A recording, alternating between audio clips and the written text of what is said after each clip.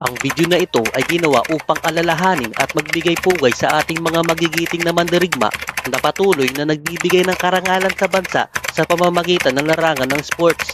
Saludo kami sa inyo, kabady. Jump cue.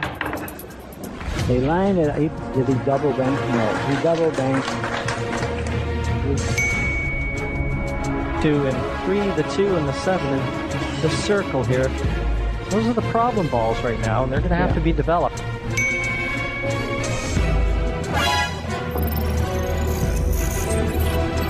Well, we'll know right away. Oh, look at this. It goes in the... Well, he broke him. Oh, wow.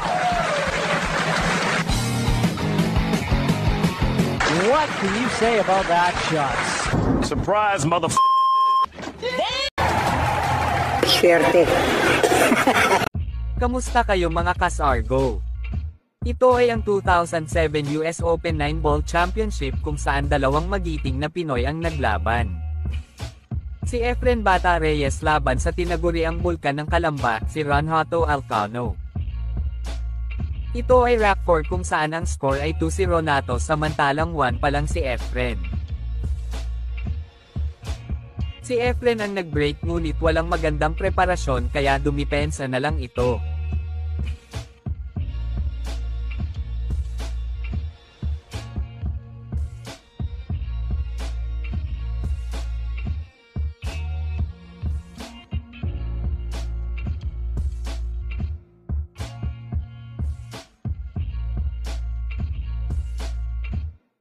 Sinubukan ni Ronato ang jump shot ngunit sumablay ito.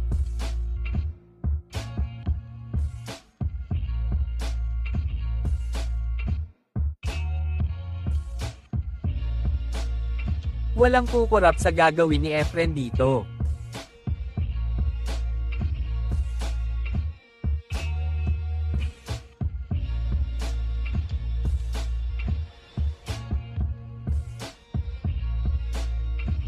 Napakagaling ng ating magician dito, pinasayaw niya ang cue ball para magkaroon ng preparasyon sa susunod na bola.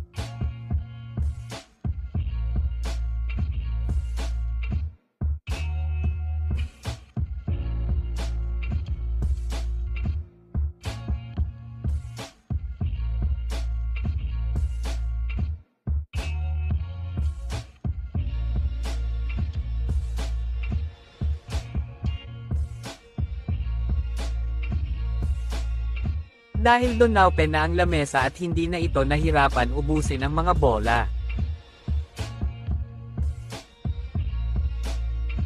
Tinagurian si Efren na isa sa pinakabihasa sa pagkontrol ng bola mano at kaya niya itong manipulahin saan mang sulok ng lamesa ng walang kahirap-hirap.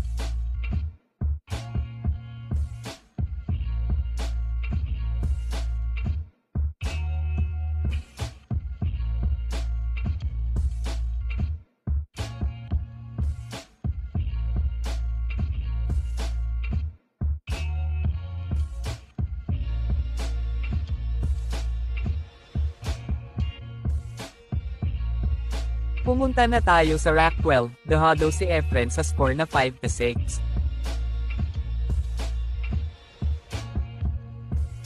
Isang maayos na break ni Efren at nakakuha siya ng 8.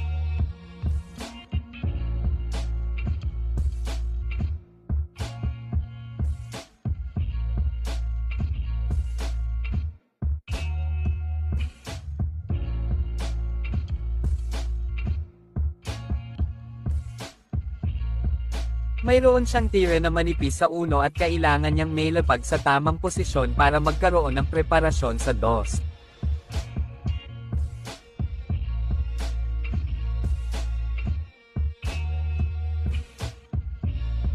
Medyo na short si Efren sa dos kaya mahihirapan siya sa preparasyon ngunit paano din ang gagawin nito.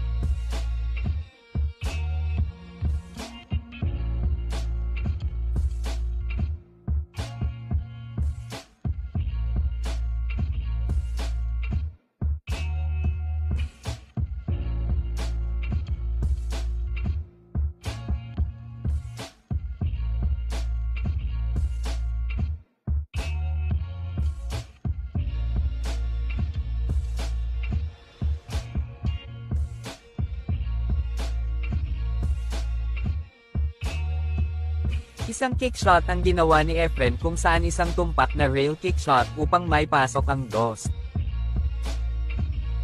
At may preparasyon pa ito sa tres.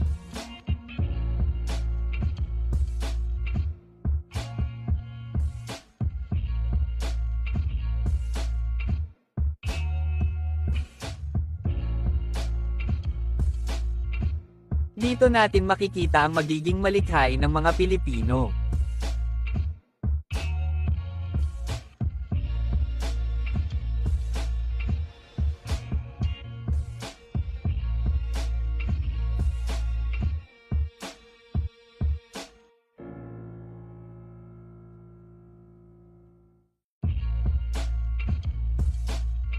Pumunta na tayo sa rack 18 kung saan malayo ang agwat ni Renato kay Efren sa score na 10-7.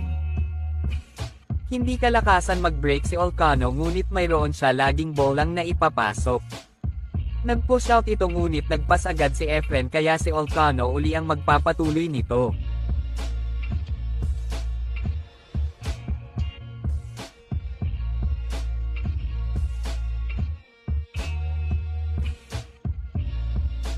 Sinubukan mag-safety play ni Olcano ngunit sa kasamaang palad na scratch ang cue ball.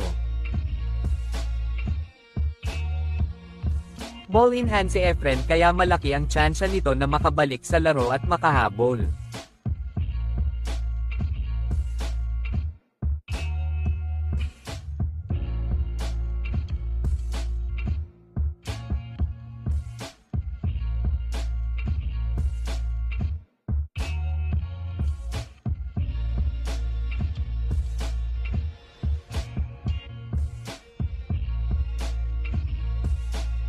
Sa di inaasahan na overcut ni Efren ang 4 kaya ito ay sumablay.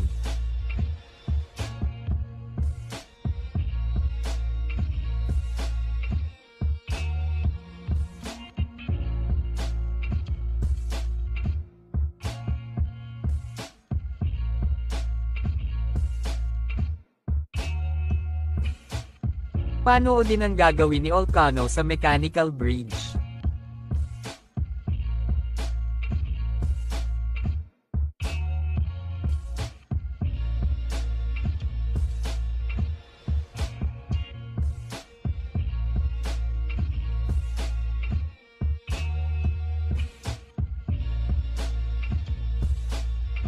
Isa na naman nakakamanghang teknik ang ipinamalas ng ating kababayan.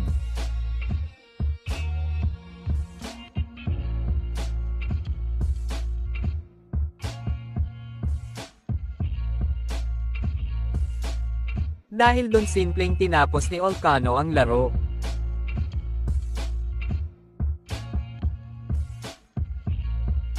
Hanggang dito na lang mga Kas-Argo at kung hindi ka pa naka-follow baka naman. Jump cue. They line it. Did he double bank? No, he double banked. 2 and 3, the 2 and the 7, and the circle here. Those are the problem balls right now, and they're going to have to be developed.